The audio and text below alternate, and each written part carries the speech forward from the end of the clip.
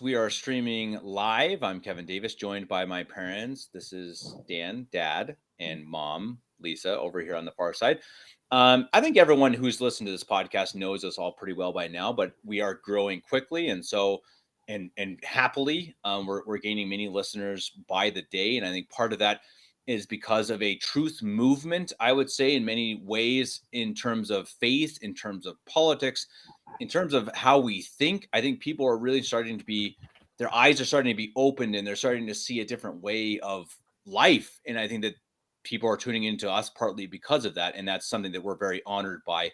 And both my parents have been hosts on the show, and I'm glad to be joined by them as I suppose guests. Maybe we'll say we're all co-hosts today for the show.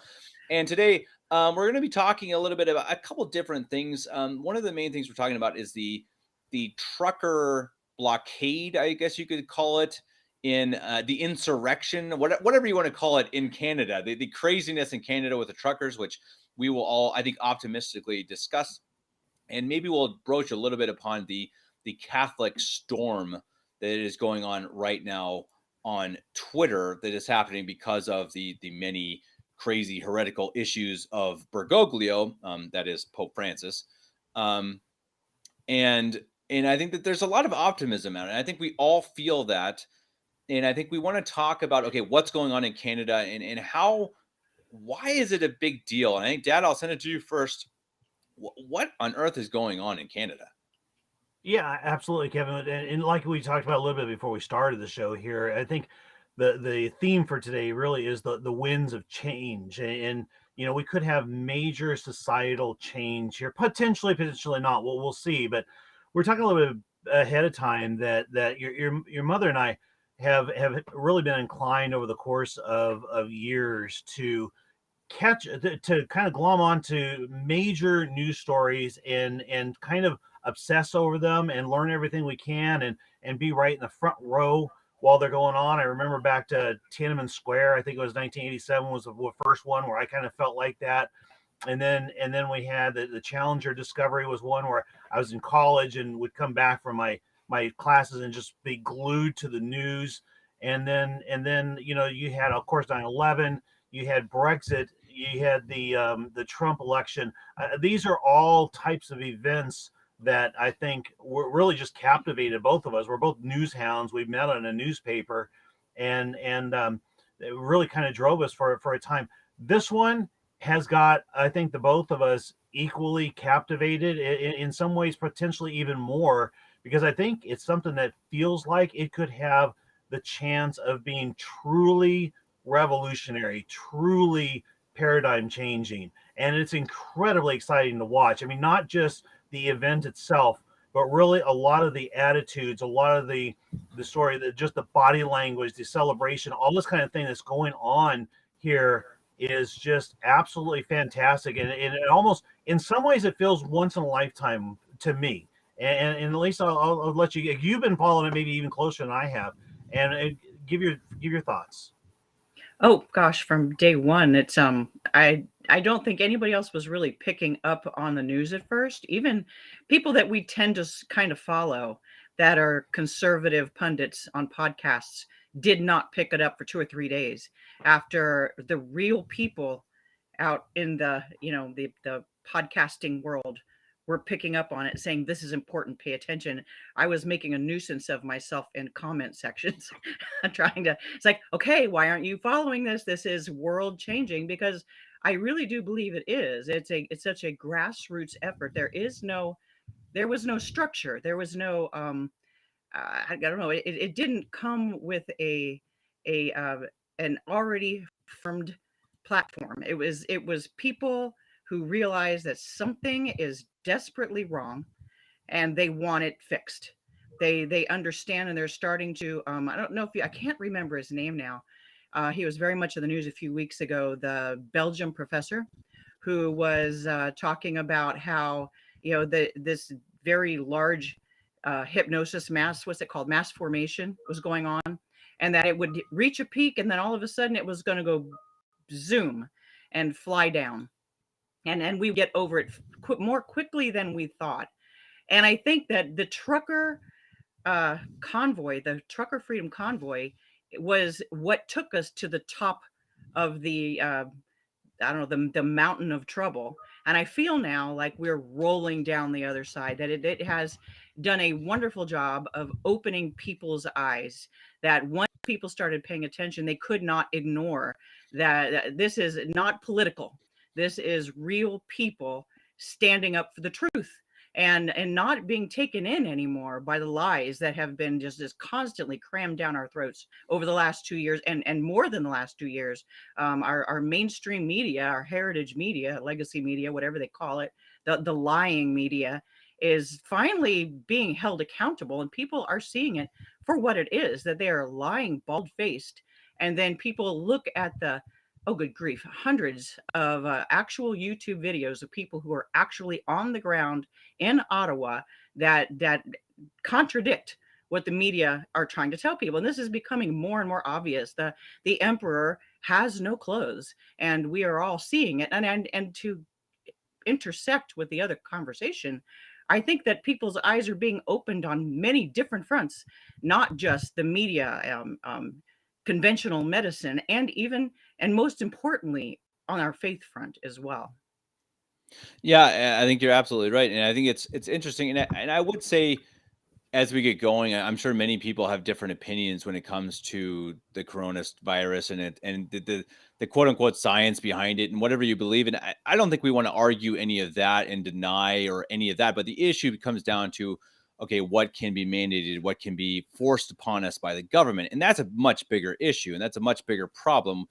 If you want to go and get something shot into your body, in my opinion, that's okay. Now morally, it's a whole different topic, but I think we're all pretty much okay with that. You do whatever you want. Now, don't force me to do it. And that's what this is all about, right? That these truckers are saying, hey, look, they were being forced as truckers who sit in a truck alone all day to be Yeah. vaccinated. And it doesn't, it's not even just illogical, it's clearly immoral. And they, as Mhm. a group, stood up and said, wait a second, guys, we're just not going to let this happen. And so in the end, I guess that's what we want to talk about today. It's a workers' revolt. We talked about this really briefly before the show. It's a workers' revolt. But when you hear that, you think, or I think, oh, communists, or I think 1917 Russia and workers' rebellions, and this is icky, and it's really not what this is about. No, and Kevin, I think it comes down to one word. And you had a powerful podcast way in the early days. I think it was 4, 5, 6 months ago with Eric Kostovich, and it was all about sanity and basically defining sanity. What does sanity mean? And sanity means seeing the world as it is. And we have lived in this world. It's been, I mean, not only your whole lifetime, Kevin, but our whole lifetime. We have been living in this alternate reality crafted by these horrible, evil people, and it gets farther and farther and farther detached from the way the world as it really is, from true reality, from true sanity. And I think what we're seeing now is finally, people in mass, people who can make a difference, are standing up now and shaking themselves and saying, this is insane. What they're trying to do to us in Canada and in the rest of the world with the mandates and the vaccines and everything is insanity. It's a Mhm. totally alternate reality. And now we're standing up. And I think people have been standing up in small numbers, but never before have we seen a group as powerful as these truckers actually stand up and capture the imaginations of the entire world. If you have the I power. Yeah, right. Yeah. And eventually, I guess you got to ask then, okay, what's going to come of it? And I've heard a lot of criticism of it. I guess the main one being, okay, these guys are protesting an authoritarian government, but and in the meantime, they're going to ruin an entire economy. Now, I don't know if that's true. And maybe you guys can speak to that. Maybe Mom, it sounds like you have a No, comment. What do you say to that? no. Because I've heard that argument. Right. No, and that's exactly what they want you to think. The truckers themselves have come out and made it very clear that they are not disrupting the economy. They are disrupting Ottawa. They are making a point. The truckers that are actually parked in Ottawa right now are independent truck owners. They are not parts of company fleets. because a company fleet, well, you don't own your truck. You can't just park it in downtown Ottawa unless you have the permission, say, of your company. But it's I think they're saying a little under 200 trucks there now, and they are, I think, chiefly personally owned trucks. The nothing has stopped the flow of commerce at this point. Now, if so, extremely small amount. There are thousands and thousands of trucks deliver and work in our country's roads every day. 200 trucks is nothing. It's a point that they are making that because as truckers, we really have the economy in the palm of our hands. And if it came down to it, I really do believe that the large numbers of truckers, even in fleets, would stand with the Canadian Freedom Convoy.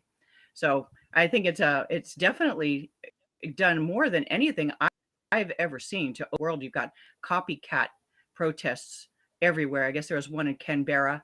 I think I heard that they were still there. It's very hard to get news on that one. Australia does not want that news to get out. We had heard of one in, oh gosh, I want to say Denmark, but it can't be Denmark. Didn't they just open up everything? Somewhere else somewhere else over there had another Netherlands, I think. attempt, right? Had one, But yeah. right. And I think the world is watching to see what happens with this Mhm. one. I don't know if this one is successful and other countries don't get the hint. You have to wonder if there will be more. And what's fascinating for me, Kevin, real quick here, is that you could take any other segment of society. I think you could take all the doctors of the world marching on DC, and yeah, you'd have some annoyed people. You could take the school teachers, and children would get the day off of school, and parents might be annoyed. You could take IT workers. I mean, you could take government. You could take any group, but it's the truckers who truly, seriously have the power to make a difference here, whose very lives we need so much that when they stop, we have to have them. Right. Well, and eventually it makes you ask the question, and this is this is such a deeper topic of what do you need from a government? What is their right, as a government to be able to do over you? What power do they actually hold?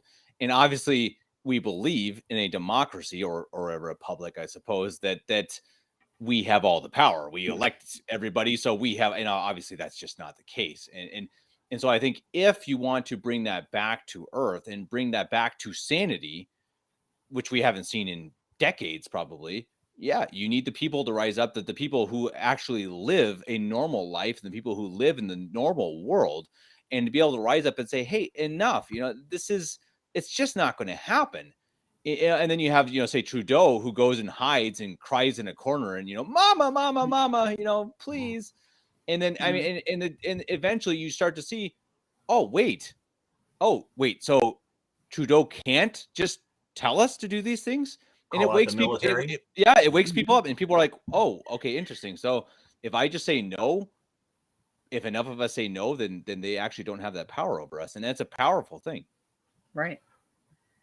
It's There's fascinating. even No, I was just going to say that there are as even movement in the Canadian government, and I know very little about the Canadian government, but their Conservative Party is having a little bit of an internal shakeup, and different people coming to the top and saying what the people want to hear, whether they're saying it because they really believe it themselves, it's their true philosophy, or whether they're just jumping on the bandwagon and saying, oh, wow, this is where the population is wanting us to go. But they are definitely having some moving and shaking internally over there in Canada. And that's the best that we can hope for here in America too. And I hope that we see that in November. Right. And I look at this, just from the standpoint of Justin Trudeau. I mean, here's a guy who has grown up spoiled rotten. He's always had, silver spoon. He's always had access to power. Now he's in power. I mean, he's openly been envious, basically, of the Chinese government and the power that they have. Mhm. He would love his own Tiananmen Square. He fancies rolling tanks down to take out these truckers, right? But now that he's put into a situation where he can't do that, he can't just snap his fingers and make things happen his way. I don't think he has any clue what to do at this point. I don't think he can't think in terms of compromise. He can't think in terms of retreat. So I mean, he just disappears because he literally, I don't think, has any idea how to handle this situation. Right. There's a trucker that was being interviewed this morning that said it was listing out everything that they had tried to do so far to get the truckers to give up. They took away their fuel, and then a court brought down an injunction to make them give back the fuel. Well, when the truckers got their fuel back, it was cut with water. So all the fuel was useless. Now they are threatening the children of the truckers with the social services there in Canada, saying that, oh, well, we don't believe that these children are in a safe place being down there. They've got bouncy castles for these children. They're taking good care of these kids. The worst thing that's happened is the fact that they've taken away the fuel so that they can't keep them warm. So yeah, you really care about these children, but they've tried everything except talking to them.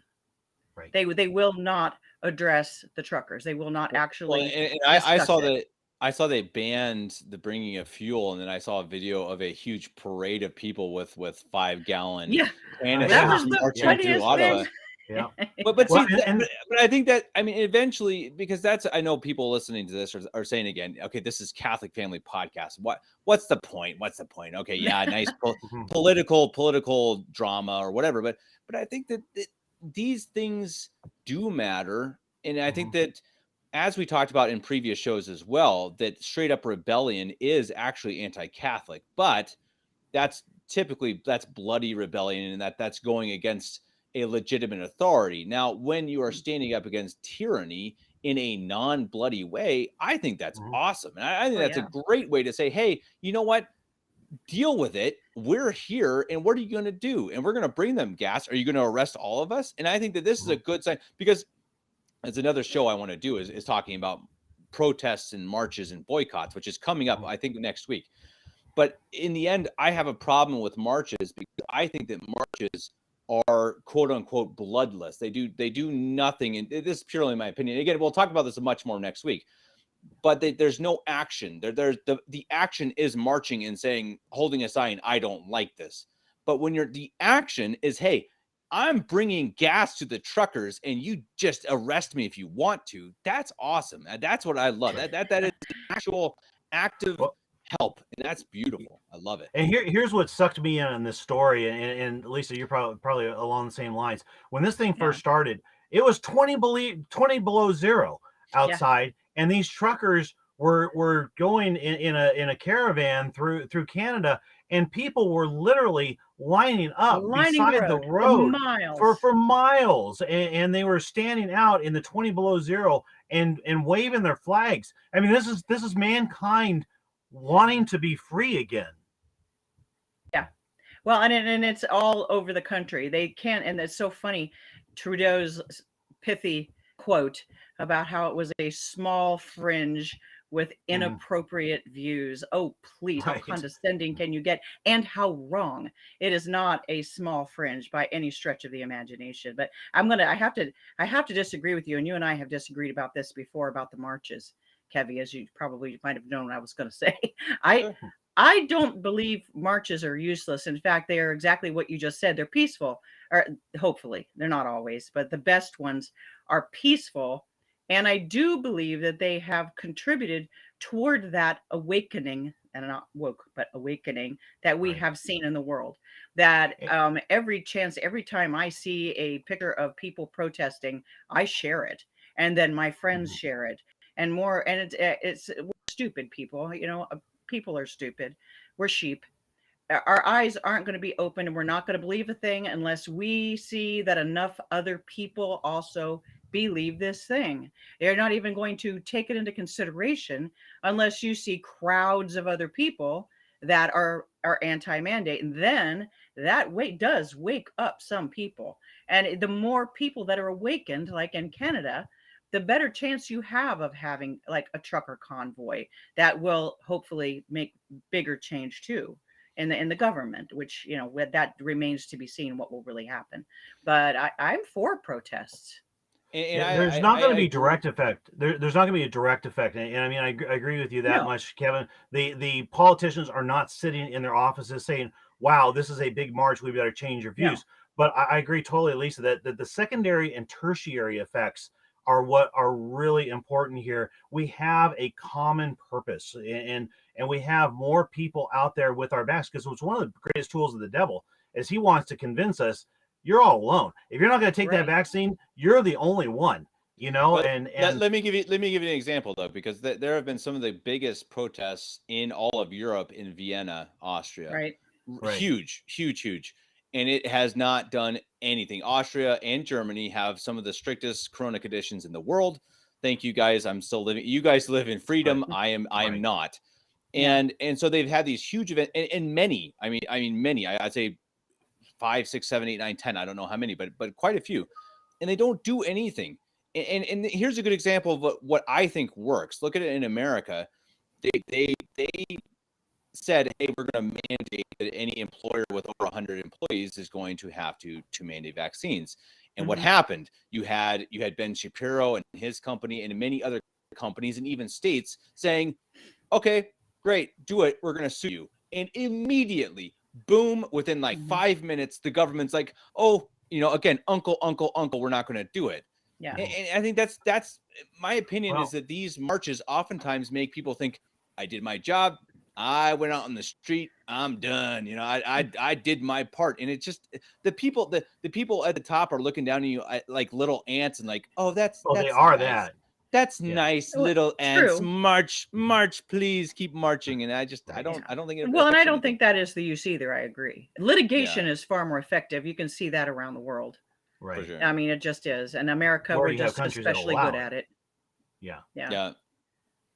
But Yeah, it is a whole nother podcast, which again is planned for next Wednesday or Friday with Paul and Dad. I think a couple other people, but it is an interesting topic because I think it does make us question. Okay, what's the point? What's the purpose of this? And I like it because it is actionable. It is causing distress, and it's coming at a cost. These truckers are giving their livelihoods. Of course, they're giving money and they're giving time and they're giving suffering for what they believe in. And But I then think that's beautiful. it's also it is beautiful. And what's happening is there's a boomerang effect where people like us are going out there and saying, "Oh my, what can I do to contribute to these guys?" And they keep raising millions of dollars. They got years and years worth of funding and then your tertiary effect is GoFundMe got $8 or $10 million or whatever and just totally blew it. And so now, guess what? Facebook's been kind of taken out in this recent couple of years. CNN is right on its way out. MSNBC on its way out. GoFundMe, and you're seeing, group after group after group of this establishment, this hierarchy that is showing themselves, and as they show themselves, people are moving away from them in droves. Right. Right. If we can trust our election systems now, I really do believe people would vote out the common hierarchy, what has been in place. I think they're sick of it. I think they are awake to it. If, like I say, our election systems are trustworthy. I mean, we had elections not right now. We had elections here in last November, and they voted a little bit higher for the far left tree hugging party, the Greens, and they voted in a farther left party than Merkel. So I mean, I don't know. I don't know. What's your instinct, Kevin, in terms of how legitimate the voting was? I mean, was that an actual reflection of the people over there, or do you think they're just making this stuff up like they do in California? Yeah, it's tough to say. I mean, I think Germans don't talk about elections and stuff like Americans do. I mean, Americans wear everything on their sleeves, and Germans just don't. Right. They just don't really discuss these. But in that same frame, Americans are like a roller coaster in terms of beliefs and politics and stuff. I mean, they go hot and cold, and you hear people all the time, I voted for Hillary and then I voted for Trump, and it's like, wait, what? And it happens all the time, and it just wouldn't happen in Germany. People just don't do it. They have a much more set balanced belief, which unfortunately right now is just this belief that as long as you're not Hitler, as long as you have absolutely zero personality, then you're absolutely fine. I mean, it's pretty interesting. But anyway, that's, again, I'm going off the rails on another topic. So but, tell me something, Kevin, and going back to the subject of litigation, is there anything like that happening in Europe? Because we don't hear about it. Are people suing? Is it just not happen? That there is, I know for sure there's some sort of lawsuit that has to do with some of the because they want to fine people in Austria.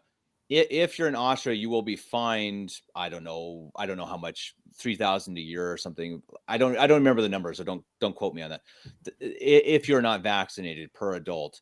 But they reached a number of, I don't know, 50,000, 100,000 people or something that have fought that fine, which means that the government or whatever resource has to go through each individual case to solve it. So in other words, yes, they, as far as I understand, in Austria, they have effectively ended at least an immediate effect of the fine of not being vaccinated because they went to litigation. Right. Yeah. Right. The interesting thing to see in Canada, I think, is the way, and this is, it's like civil disobedience, but it's not civil disobedience. I know that the truckers they're honking their horns, and for a couple of days, this thing got to be known as the honkening, right? And which was really funny, but a court ordered them to stop honking their horns, or they're going to be fined for So it. they did. And they did, yeah. And these are Canadians, right? So they were very polite about it, and they stopped honking. But they're still able to make their point in a very powerful way. But I think that they're dialed in enough to what they're trying to achieve here, and that if they have to take these small steps backwards just to keep the public peace, they're going to do it. And I think that they realize that in the end, if they hold out, they have the power. Now, granted, probably what I'm guessing Trudeau's going to do is Trudeau's probably going to try to just wait them out. He'll pretend they don't exist. He'll just wait them out, and it could go into fall of next year. The media ignores it, that pretends it doesn't exist, and you try to just make them eventually tire out and go away. And I'm sure that's probably. I was going to say, there have been changes in some of the provinces that it has caused good effect. In Alberta, I believe, ended their mandates. So I don't know if that's all mandates or part of them. Quebec, I believe it was Quebec, ended the taxation. If you were unvaccinated, you got taxed, similar to Austria. They ended that. So there's also that could happen, that bit by bit each province just drops.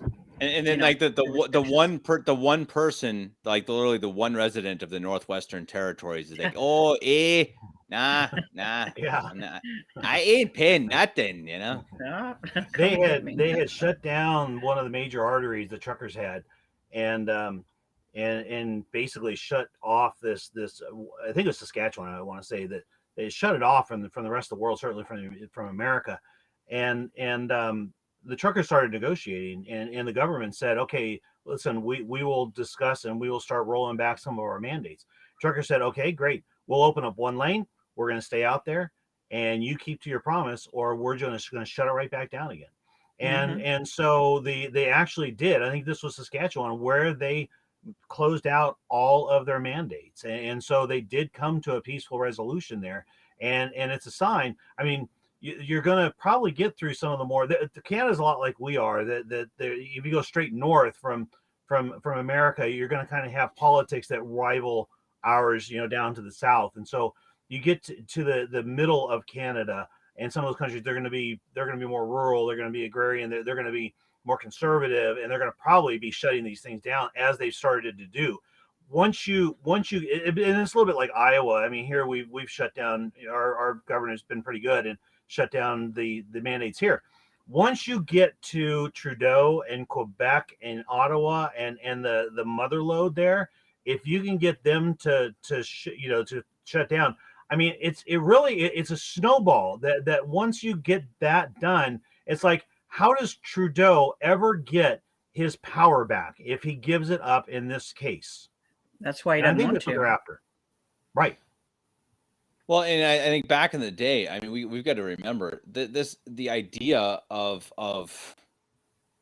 how do I say it? Peaceful politics is fairly recent. I mean, back in the day, if a government treated you as badly as our governments have treated us here and in Canada and Australia, um, it would not have ended well. I mean, Right. either way, either the people would have risen up and the king would have died, or the Mhm. king would have killed everybody. I mean, that's just how it worked. I mean, that's the history. Look it up. You know, so Mhm. the idea of trucks peacefully saying, you know, in the very Canadian way, you know, that, you know, oh yeah, here's a beer. Hey, you know, hey Trudeau, you know, come on, mate, you know, and I'm sure they'd be totally fine about it.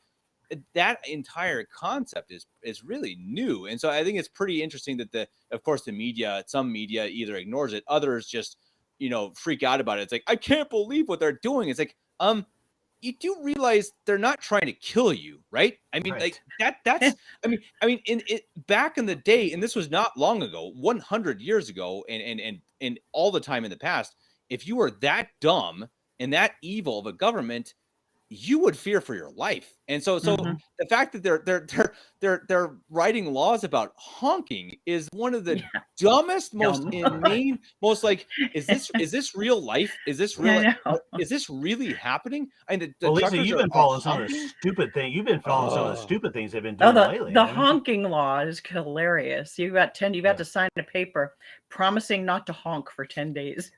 And if you if you won't sign it, or if you sign it and then you go honking, then they throw you in jail, and then it goes to the superior court, and then you're going to stand trial for honking your horn, which is so Yeah. absurd. but see, this is how you defeat it. There's always a way around this stuff. I mean, when I went to a protest here outside of Salzburg, Austria, and they had a mask mandate at a anti-mask march, which again, it's one of the reasons why I don't like marches, because everyone had Yeah. masks on for an anyways, pretty stupid. But I didn't wear my mask because I'm like, this is ridiculous. I'm not going to wear my mask in an anti-mask mandate. So I had a water in my hand the whole time. And I had a police officer come up to me. He's like, hey, you need to wear a mask. I'm like, hey, I'm drinking a water. And he's like, okay, yeah, I guess that's okay. And he stood there for a minute. And I'm just like, sip, you know, sip, you know. And he kind of, and he smiled. He just kind of smiled and kind of nodded his head and walked away. Because it's like, I mean, I mean, like these truckers. Okay, you know what? All you need to do is somehow go into your horn and make it so that it doesn't stop, so that it's against your will. What are they going to do? What are they going to Mhm. do? So I mean, there's always a way Yeah. around these things. I mean, Oh, yeah. oops, sorry, my Well, bad. I don't know Yeah, what well, to the do very first about thing it. that I don't know if you caught this one, Kevin. We definitely saw this. That the first thing the government tried to do is call tow truck companies and have them ugh, come out and tow the hilarious. trucks. And the tow truck companies came back and said, "No, we all have COVID. Sorry, not going." Right? Yeah. Well, and now the tow truck drivers are And they just say saying, no. They say we're No, just I'm not not no. going going to to do do it. it. Yeah, right. Right. And then they're also saying that, that this whole thing was conceived so beautifully, and I don't know if it was on purpose or just is that they are wedged in there in such a way that you're not going to get those trucks out unless they 100% cooperate and all backing out at the right time, and taking off those air brakes and 100% cooperating with them, and they're not going to do it. There's nothing they can do. They can't get them out. So that's But maybe why they're threatening their children now. Yeah, right. which is And I think it's such a beautiful juxtaposition, the government going so wacky trying to enforce and things, but you look on the other side and you look at the protesters, you look at the truckers, churches are filled Yeah. with sleeping arrangements, and the yeah. people are out in the street. They're partying, they're celebrating, Mhm. they're some of them are proclaiming victory, they're letting off fireworks, and there's just such an incredible joy. I mean, it almost feels like the old movie, the Christmas movie, The Grinch, right? And Trudeau's the Grinch looking down on the town, and Bill. they're all singing, and it really it's like that in real life. Well, and I think that again, I think as we talk about this again on this show, because it's a Catholic podcast, we talk a lot about cultural things too, which makes me think this is fine to talk about this topic. It's topical, but I think it's important. And I think that eventually, we need to understand what we need to stand up for. What are the Mhm. things? And I think everyone is different, Mhm. and that's fine. I mean, we all know, all the Catholics listening to this know, or watching this, know that we need to stand up for our faith and our God and our family. And no one denies that. Now, politically, if you think that the mandates are okay and you don't want to stand up for it, I'm not going to judge you on that. Yeah, I good. okay, do your thing, but you need to stand up for your own convictions. What are the things you believe in? Go home today and sit down and think about that. What Mhm.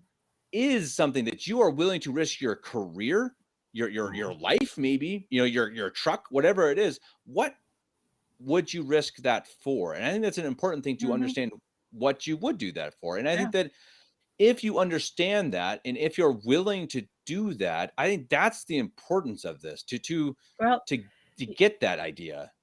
if you remember back to the beginning of COVID, throughout most of the country, and I think not so many places now, this tyrannical use of power is supposedly for our good. Closed down churches. If you're not willing to fight for that, I don't know what you're willing to fight for, because that is the way that it rolls. It turns into that. What starts out as a mandate that doesn't allow you to go out without a mask turns into closing down your churches. And that's not just a hypothesis. We saw it happen ourselves. And to me, as a Catholic, it has to stop now. You don't wait until they are permanently closing down your churches. You have to change the power. You have to change the system now, if at all possible. You have to do everything you can. You have to make podcasts. You have to Right. talk to people. You have to, as stupid a thing as putting thumbs up so that you're if it's a funny thing. I watch a lot of YouTube videos just to watch this news, and the it's overwhelming how many people believe in the freedom trucker um idea, and who there are more and more people who are on our side against mandates and against the way we are being ruled.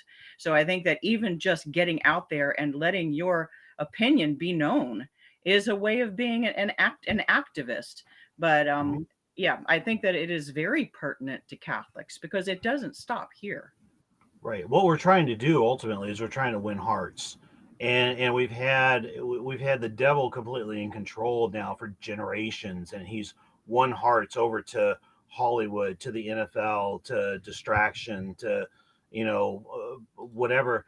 And now I think what you're starting to see, and this gets back to the title of the show today, is we're starting to see winds of change where I think we're starting to win hearts. And when you win hearts, that's the ultimate victory, and it's what we're after.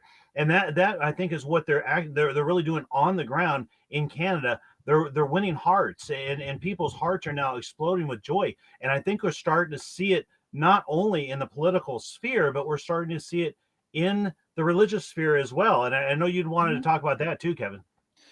Yeah, I mean, I think anyone who's on Twitter, or I think Facebook to a bit these days, that there is a legitimate shift of wind. There is the how do I say this? The devil is in full attack mode. Mhm. And you can see that clearly, and you've seen that with Sedivik contest fights and battles, and conniption fits and all these different things, and you can see there's a reason, because you on the other side, you absolutely can feel there is a shift in the momentum of what's going on. And I know Dad and I are big Right. sports fans, and momentum is a big thing we talk about all the time. It's sports, especially, is not all about physicality. A lot of it is about the mentality, the momentum, the how what is going on in my psyche right now. And if you're psyched up about something, or it's hard to even describe what momentum means in sports. But I think that that's happening right now in the realm of truth. I think that the momentum is very quickly swinging to our side, and I think that Mhm. if anyone watching this, the most important thing is to pray. I mean, it sounds cliche, but really pray. I mean, pray for these people who are on the verge of conversion. Some that could bring over thousands of other people, at least make them think about converting to traditional Catholicism. It's massive. I mean, it's Yeah. massive, and the Mhm. devil is. I think the devil's panicking. I think that Uh, the bad guys are panicking, Yeah. and so Mhm. we need to do everything we can. If it's supporting channels like this, like True Restoration, even if we don't always agree with them, and others that I mean. fighting the good fight. Go and fight your own good fight. Go. I really think we need to be more active and go to the Novus Ordo church down the street and just say, hey, look, how do you feel about Bergoglio? Because I think people are really waking up to it. They're really waking up to it. I remember back to, I go back to when he was first, what was it, 2003? No, it wasn't 2003. When he was first elected, 2013. This sounds about right. When Bergoglio was first elected, I remember it came out pretty quickly that he was a raging modernist. He was a guy who may have had psychological imbalance issues, which have all completely proven out and whatnot. And I remember people asking me, so do you think this is going to make a difference? And it's just going to be make people sediment conscious? And I said at the time, no, I didn't think so. Because for exactly what you're saying, the momentum wasn't there. People's hearts were not ready for it yet. And you know, we would just see people get deeper in denial. We would see the SSPX straddle the fence harder. We would see all these things and we wouldn't see true conversion. But now, I mean, within the last month or so, almost every day on Twitter, I see somebody who's saying, I can't reject it anymore. I can't deny it anymore. I have to embrace it, or I have to consider it, or I have to look into it farther or something. And so many people, I mean, it's like we're in the harvest. I mean, the harvest is here. We just had the gospel, I think it was last Sunday, with the wheat and the tares, and now they're all fruiting. The wheat and the tares, everything's fruiting, Right. and now it's time to go out and harvest. Mm-hmm. Exactly. And you see, I mean, my parish here used to be 30 and now it's about 60. I mean, that's within Corona time. That's within 2 years. Mhm. And I mean, Yeah. it's happening. It's happening now. And I see Kelly Elliott mentioning in the comments here that she says many hands make like work. If you are interested in charity, activism, marches, and being prayer warriors, to PM her, because I mean, Yeah. there are people who are in this fight, but get in the fight. I mean, Right. really, even if it's praying a rosary a day for it, that's great. But It's the best thing you can do. totally. But Yeah. find a way. Go ask your priest. Say, hey, Father, what can I do? What can I do? If it's helping the church more, that's great. If it's going and proselytizing, you know. But I would say definitely get the advice of your priest, because proselytizing can be a little bit difficult, and maybe some are better than others. I'd say it's good to get the advice of your confessor, of your priest, if you can. If not, ask someone you trust, I guess, online, if you don't have a priest, for example. But oh man, it's exciting. I mean, it's really exciting. We have a men's group in Omaha, and that men's group traditionally has been between 4 and 6 men. It's been very small. Yeah. We started getting a little bit of momentum up prior to COVID, and then we basically shut down. Started back up, had a couple of meetings, didn't go anywhere with it. Well, our son Dominic basically kind of took the lead on trying to get this group back together, and Caleb Hokel, who does so much with the group, and we had another meeting this past Sunday. 23 men, a lot of them, probably half of them being high school or, you know, just post high school age, are out there now, and they're all saying, what can we do? We may not have any money to give, we've got time to give, we've got effort to give, we are ready to go and do something here.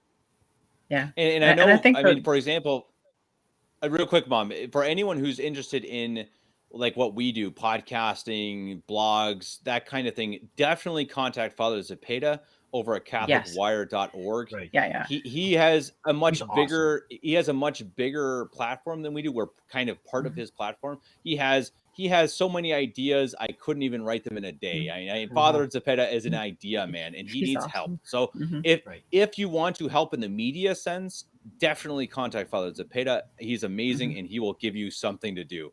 Otherwise, contact Kelly, contact us. If you're in Europe, absolutely contact me. I have lots of ideas too. I have lots of connections in Europe.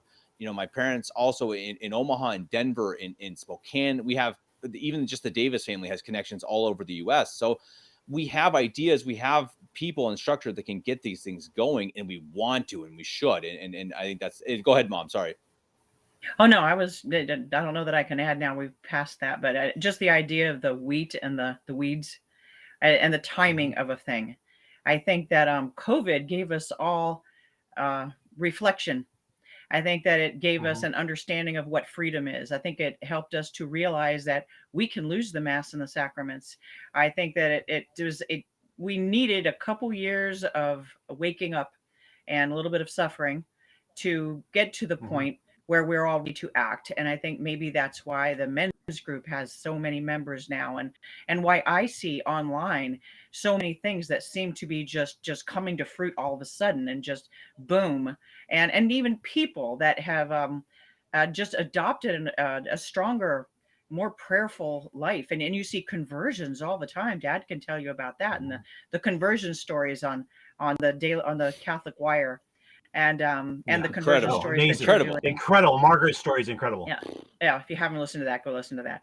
But there's just so much. It seems you have to sometimes go through the hard place before you get to the place where you're actually going to start to grow and fruit. And I think we're there now. We have to grab hold of that, and not just make assumptions. And I think that, like Kevin Mhm. has said, we need to act, and we need to kick up your prayer life. Find out what it is you need to do, pray on it, and move Yeah. forward, because I think we're at a time where it can go either way. It literally can Mhm. go either way. We could end up Yeah. behind the Iron Curtain. We could end up in a new age of freedom in America and throughout the world, where our rights are more. Uh, they're never concrete, but at least even a spiritual awakening. If we were behind the Iron Curtain, it wouldn't matter if more people found the church and were saving their souls. Yeah. Right. We're If people, martyrdom is the most beautiful thing we could ever wish for. Now it's Mhm. difficult. It's hard, and I don't think I could do it, obviously, but of course it's the best thing we could ever wish for. So to be prepared for that and to be the best Catholics. But I think I really want to mention, sorry, Dad, real quick, that the I think the idea, and I talk about this all the time in podcasts because I'm really serious about it. The idea of grace and the fight of the actual physical fight of good versus evil, and that there's a battle between good and evil and devils and angels and God and Satan, and that it's Mhm. actual, it's real, and we fight it. And the fact now that we see just in Omaha or in Bishop Sanborn or in Cincinnati, we see so many young vocations to the priesthood and to the Oh yeah, sisters. yeah. You see so many. I see down in the Sisters of St. Thomas Aquinas, and they have this beautiful school and beautiful church, and so many young nuns. You see it in Omaha, and priests. You see 4 new priests coming from Bishop Dolan in I think in May or in March. I mean, that in the end is the biggest weapon that we have, likely, in terms of the battle of good versus evil. So boy, oh boy, another thing, pray for vocations. And if anyone listening to this has an Hmm. idea that, hey, maybe I could be a nun or a priest, definitely think about it. Definitely Hmm. contact a priest or a bishop about it, because you never know. I did it for a couple months. That wasn't for me. I have a family now, but I would never have traded it for the world. And so if it's even a question, do it. Try it, or ask about it, I Hmm. should say. But sorry, Dad, go ahead. No, I was just going to say we go through life and we have these amazing sometimes aha moments, and I've had a couple aha moments from your podcast, Kevin. I got to say, and one of them was from the one that you did with Damien from Australia, and he was talking about the way things were going in Australia, and of course it's as bad there as it is anywhere. And he said at one point, we're not praying for a quick end to this. We're Hmm. praying that great good will come from it. And to me, that was so. I mean, that was like life changing for me to no longer be praying just that this be over, but that we can bring great good. And now we're starting to see that great good coming from it. Hmm.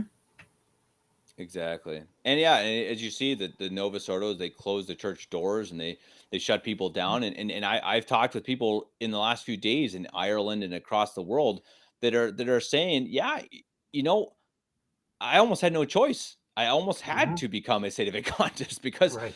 my church barely exists. Bergoglio is a farce. You can't even. Even the greatest Bergoglio apologist can't even make anything up anymore. So we know that now. We know that people are searching for the truth, and these people who are come from the Novus Ordo, most of them, 99.9% of them are of goodwill. They want to be Yeah. good Yeah. Catholics. They want the truth. That they're not going to the Novus Ordo because they think it's wrong. I think that's a real misconception of Right. Sedes, that we think what a bunch of gross. You're all No, condemned.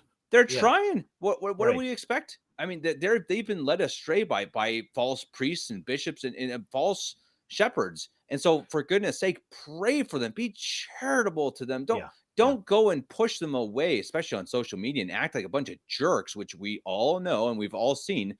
I've seen it. Go and treat them well and pray for them, for goodness sake, and try to bring them into the fold, because they're not that far away. They're trying. And I have to give a little bit of a shout out to my friends on Twitter, and that Sadie community there on Twitter has really grown. And when I first got on about 8 years ago, it was kind of like a Feeneyite type of an atmosphere where everything was just, it was throwing stuff at no sortos. It was condemning. It was refusing to even discuss the issues because you were better than them. Today, there's really a big, vibrant community, and these contributors on Twitter are intelligent, and they're charitable, and they stick to the facts, and they get right to the point, and they're an amazing group to be around. And I think that's part of the fruit of what's come out of this, is that we're getting the best and brightest who are coming into the Sedative Contest movement and kind of getting confirmed in a certain, spirit, not a sacramental, but in a spiritual way, and starting to contribute.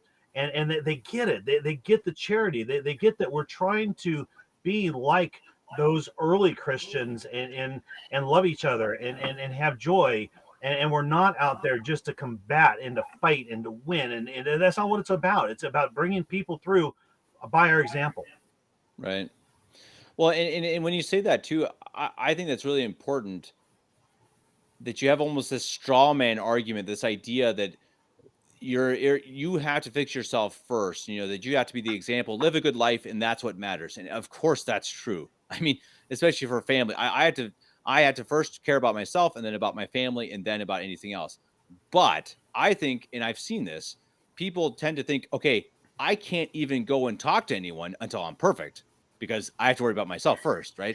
And so until I'm this great guy and I'm perfect saint, I can't go and try to proselytize. I can't go and talk to the Protestant guy down the street because, well, I haven't perfected myself or my family. And that's not the point. I mean, yes, your example is first, and yourself, of course, your soul is first. Don't threaten your own soul for somebody else, of course, but absolutely go and talk to your neighbor down the street and say, hey, look, you're off track, but come on, I got the truth. Come and find it with me.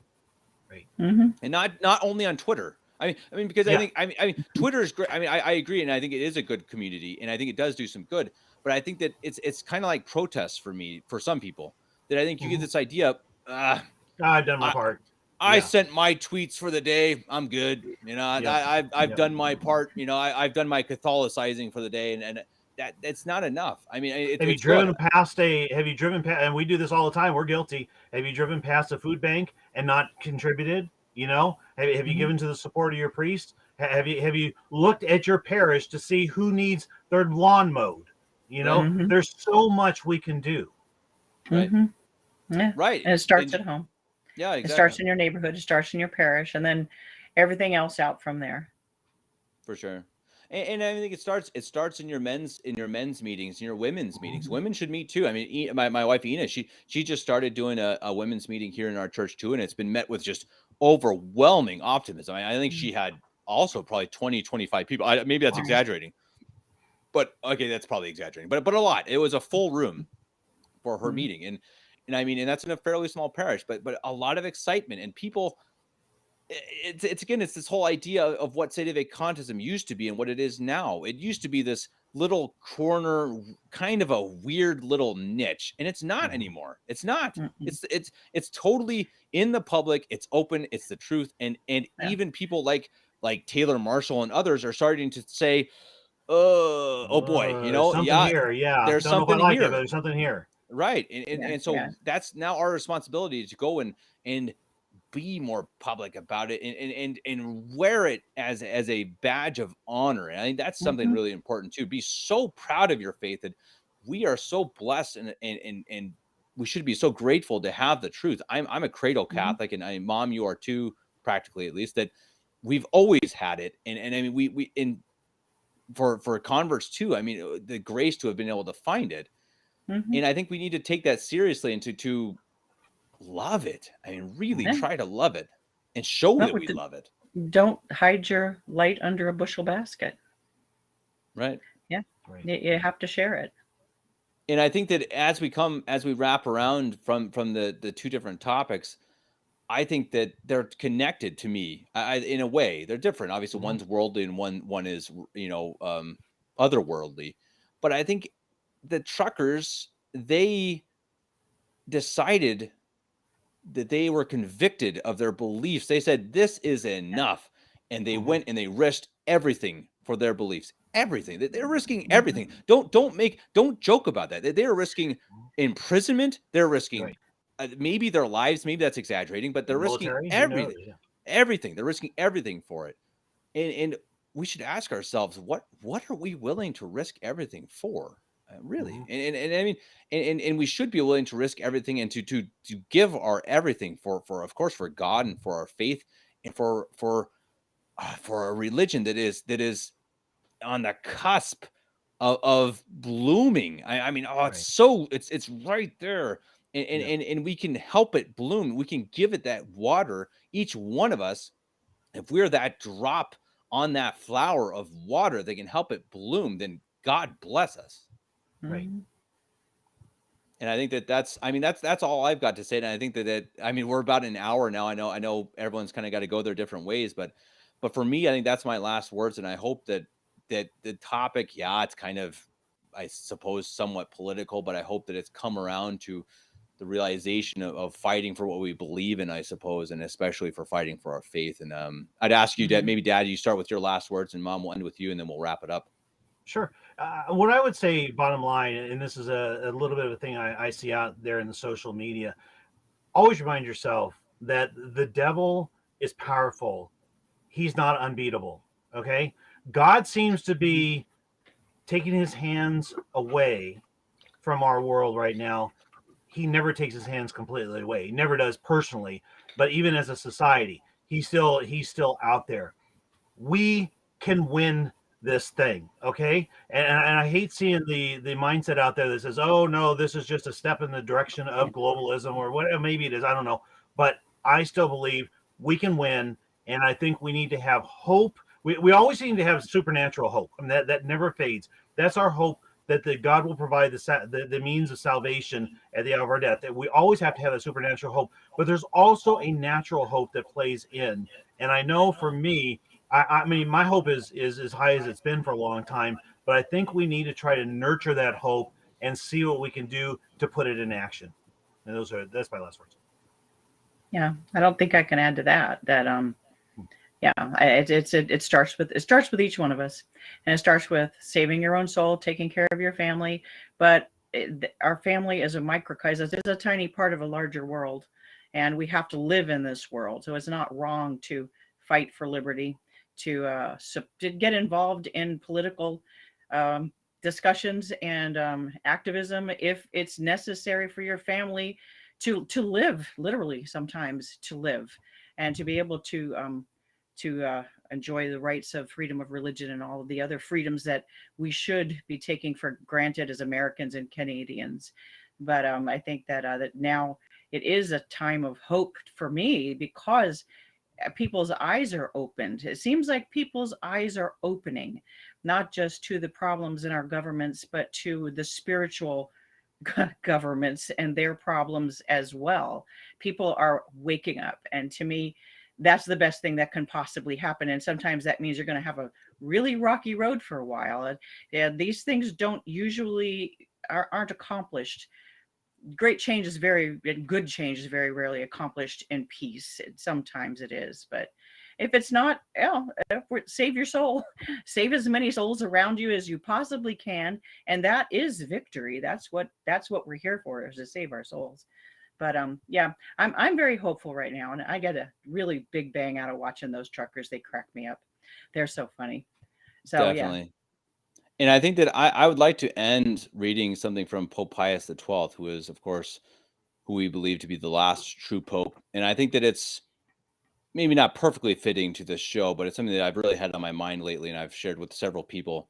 and it's about being a leader in the world as a Catholic man. And this is from Pope Pius XII to the faculty and students of the National Boarding School for Boys in Rome in 1956. And quote, he says, "Unfortunately, in our days, there are too many young people who are insensible to the charms of the grandeur of noble and lofty goals, who have little moral energy, who are content to strive for their own little world of personal comforts. And if they ever embrace an ideal, it is an ephemeral one of only apparent value and of immediate advantage. Such youths may become good citizens and even useful to society. But what will become of a nation whose youth do not in sufficiently large numbers aspire earnestly to higher and better things? Its future, which demands progress, advancement, and improvement, will remain seriously compromised. We wish, therefore, to exhort you to open your hearts to great desires and to set high aims before you while justly estimating your own abilities. Thus, in the vast arena of life, you will be able to make important contributions in science, in art, or in political action to a society which looks to its young men for the vigorous leaders of tomorrow." So Wow. definitely a statement that we can talk about it, probably a full show. Maybe we'll save that for next time. But I hope that's food for thought from our last true pope that I think will inspire people to realize that you can be involved in politics and in art and in the world and do it with your heart on fire and with love for God. And I think we'll wrap it up today with that. And again, we'll be back for more shows. We have a couple planned next week. And until then, I think we'll hear from both mom and dad probably in the meantime. So God bless to everyone. Thanks for everyone to listening. I know Uncle Dave, Aunt Linda, mostly Boyd, Kelly. Boyd and Kelly, Everybody Chenoweth and Yep. Elliot's watching live today, at least. So thanks to those two families. We really appreciate it. Really, we truly do appreciate it. It helps for us to be able to talk when we see that people are interested and invested in it. And so for everyone watching now, everyone watching later, God bless, and we will see you again soon. Dad, Mom, God bless, and I'll see you guys again soon. God bless. Thank you, Kevin. God bless.